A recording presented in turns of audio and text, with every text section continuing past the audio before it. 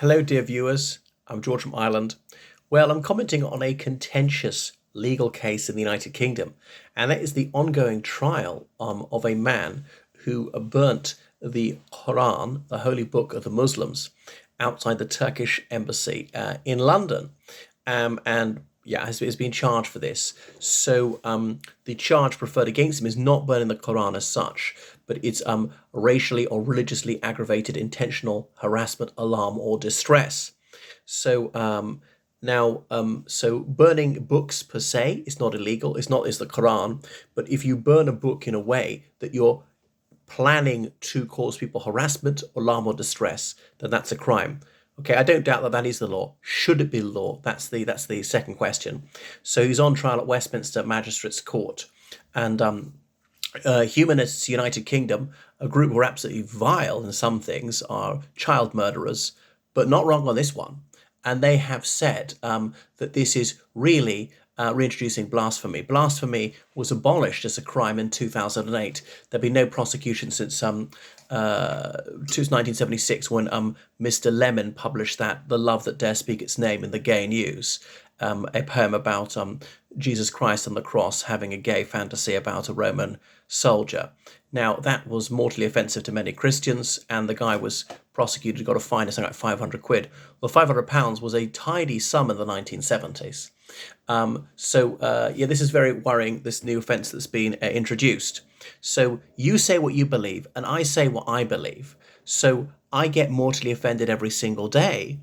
There are racists who insult people of my race, and there are obviously bigots who are offensive to people of my sex, my sexual orientation, but they shouldn't be prosecuted for that. I don't dispute their legal right to do so, and I don't want to make it illegal for them to say what they believe, but nor should I prevent them from saying what I believe. So a religion is a corpus of ideas and practices and must be open to scrutiny and indeed insult. So why are some people so sensitive to ridicule? Because they sense that they are ridiculous. My objection to what this man did was starting a fire in this place, because if you burn a book in public, that can set fire to your clothes and set fire to other people, or you drop the burning book and then that sets fire to the grass or scrap paper and it spreads. So I would get him for doing something a little bit dangerous like that. Now, did it cause distress to people? No doubt it did, but protests often do, maybe always do, because what is a protest? Is to bring home to people how you're unhappy about whatever, about what they're doing, what they're refraining from doing, what they're intending to do, and so forth. So you have to register your displeasure. And doubtless that will be upsetting to people, but in a free society, we must allow people to be upset, to be made unhappy, to feel offended. I can't think what else. To feel distressed, alarmed. Now, alarmed is a bit different. I think that they were frightened that he was going to hurt them, or anything like that. A harassment. I mean, harassment obviously is contacting people many times against their will or following them or something like that. So, I mean, harassment has come to mean any demonstration that somebody dislikes. If children's saviours are trying to defend little kids, that's so-called harassment, according to the child murder industry.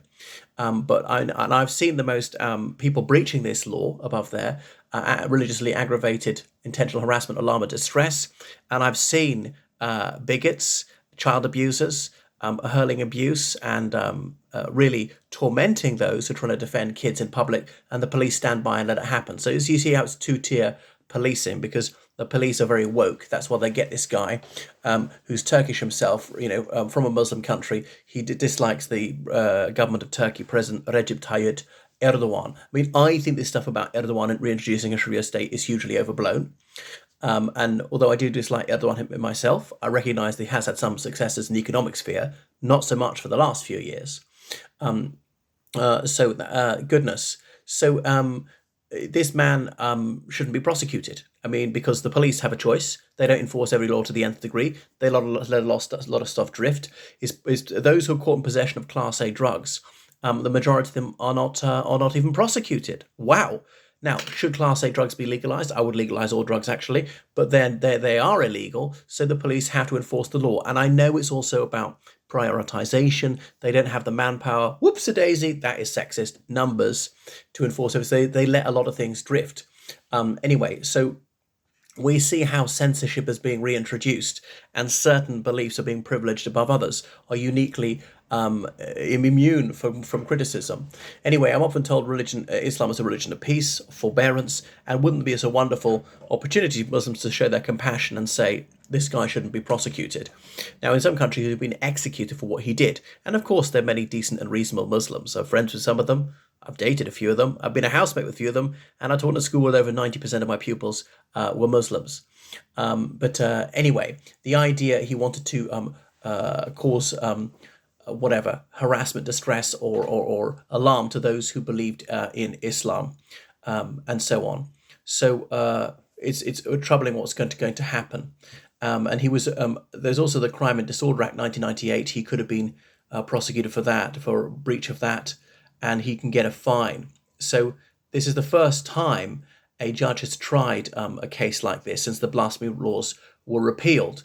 And there were other similar cases. Burning the Koran as such is not illegal if you burnt it in a way that was not likely to cause alarm, harassment, or distress to anyone, and so on. So now we're testing someone's rights.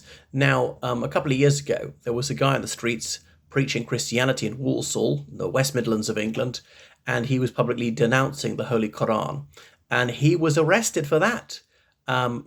And then he was the police charged with the crime. The Crown Prosecution Service determined there was not enough evidence of an offence to bring it forward, and the thing was dropped. He was free. But it's preposterous that the police should have done this.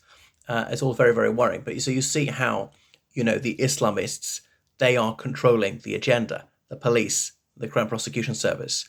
Now, I don't mean most Muslims, but I mean a few, those who sort of reintroduce a Sharia state. So humanists are very worried about this.